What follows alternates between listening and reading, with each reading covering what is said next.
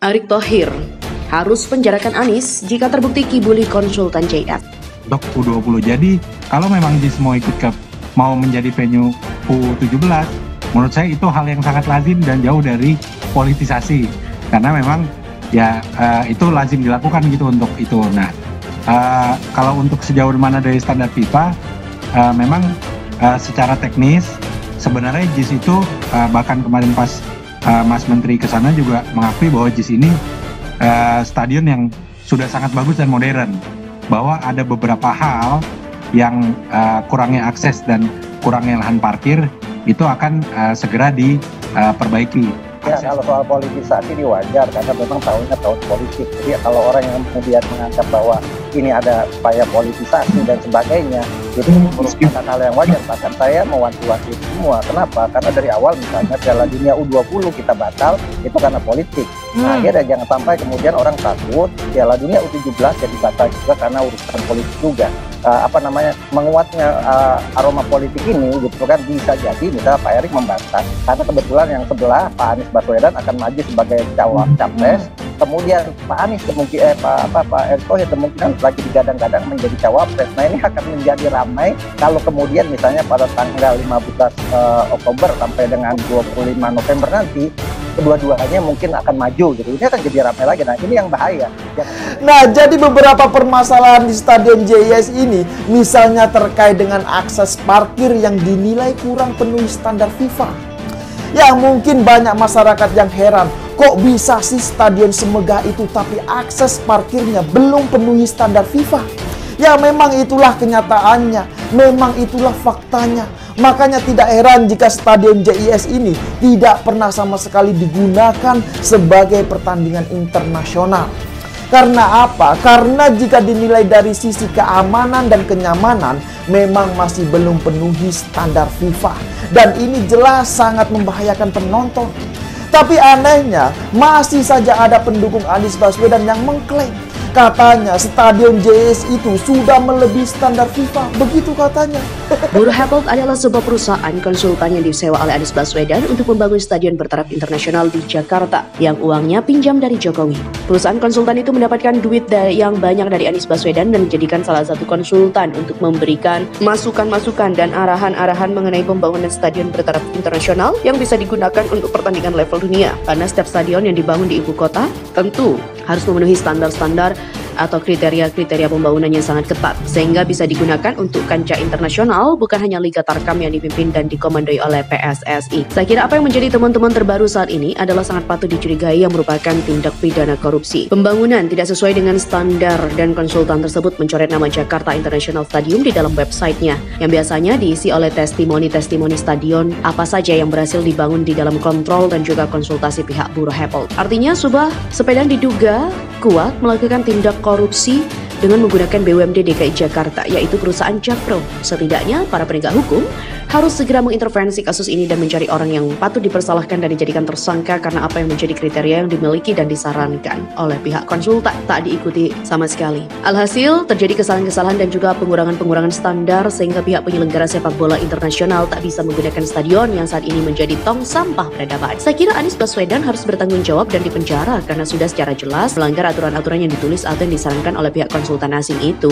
Sebenarnya ini sudah menjadi kesalahan berulang karena mengingat Formula E juga melihat bagaimana ada uang yang keluar ke asing namun ternyata hanya menjadi beban buat rakyat Jakarta. Masalahnya pihak penegak hukum saat ini kayaknya lagi main mata sama Anies Baswedan ya, dan kelihatan banget nih sedang tidak mau mengurus hal-hal yang sifatnya berkaitan dengan tindak pidana kriminal korupsi. Kelihatannya KPK dan Kejaksaan Agung sedang tidak tertarik untuk menyinggol capres ini. Padahal sudah banyak loh kasus-kasus yang dibiarkan menguap begitu saja.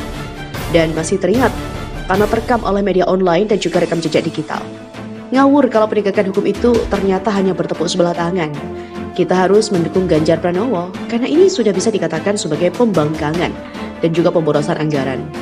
Saya kira yang patut memenjarakan orang ini adalah Erick Thohir karena yang paling dirugikan dalam hal ini adalah sepak bola Indonesia yang dibawahi langsung oleh Erick Thohir. Pendirian Stadion JIS bermasalah, Erick Thohir harus penjarakan Anies Baswedan. Polemik JIS terus memanas. Terbaru, Bureau Happold perusahaan jasa desain, rekayasa dan konsultan asal Inggris menyebut bahwa pembangunan JIS tak sesuai dengan panduan, yaitu panduan yang mereka berikan. Bureau Apple disewa Anies Baswedan untuk membangun JS. Perusahaan konsultan itu ditugaskan untuk memberikan masukan-masukan dan arahan mengenai pembangunan stadion bertaraf internasional yang bisa digunakan untuk pertandingan level dunia. Namun hasil tinjauan perusahaan yang pernah membangun stadion Tottenham Hotspur ini mengidentifikasi beberapa aspek ternyata tidak sesuai dengan panduan konsep desain orisinal dari mereka. Temuan ini juga telah disampaikan oleh Bureau dalam surat terpisah. Temuan ini disinyalir patut dicurigai merupakan tindak pidana korupsi. Akibat pembangunan yang tidak sesuai dengan standar mendorong konsultan itu mencoret nama JS di dalam websitenya yang biasa diisi oleh testimoni-testimoni stadion apa saja yang berhasil dibangun di dalam kontrol dan juga konsultasi pihak Bureau Apple. Artinya diduga kuat melakukan tindakan korupsi dengan menggunakan BUMD DKI Jakarta, yaitu perusahaan Jakpro. Setidaknya penegak hukum harus segera mengintervensi kasus ini dan mencari orang yang patut dipersalahkan dan dijadikan tersangka karena apa yang menjadi kriteria yang dimiliki dan disarankan oleh pihak Dul Yas diikuti sama sekali. Sebelumnya Menteri BUMN Erick Thohir sekaligus Ketua Umum PSSI bersama Menteri PUPR Hadi Mulyono juga meninjau JS pada Selasa 4 Juli lalu.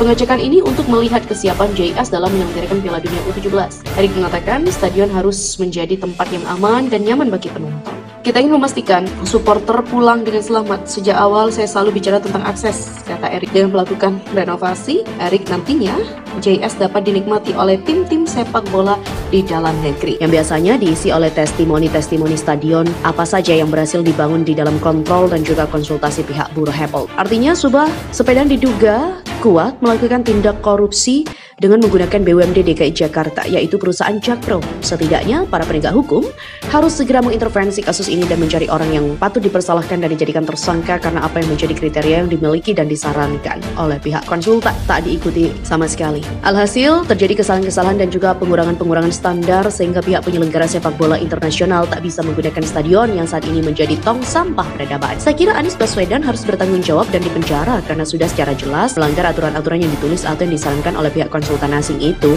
Sebenarnya ini sudah menjadi kesalahan berulang karena mengingat Formula E juga melihat bagaimana ada uang yang keluar ke asing namun ternyata hanya menjadi beban buat rakyat Jakarta. Masalahnya pihak penegak hukum saat ini kayaknya lagi main mata sama Anies Baswedan ya, dan kelihatan banget nih sedang tidak mau mengurus hal-hal yang sifatnya berkaitan dengan tindak pidana kriminal korupsi.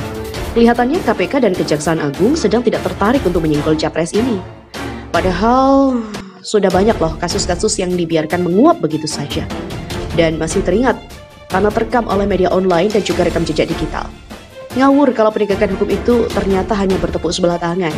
Kita harus mendukung Ganjar Pranowo karena ini sudah bisa dikatakan sebagai pembangkangan dan juga pemborosan anggaran. Saya kira yang patut untuk memenjarakan orang ini adalah Erick Thohir karena yang paling dirugikan dalam hal ini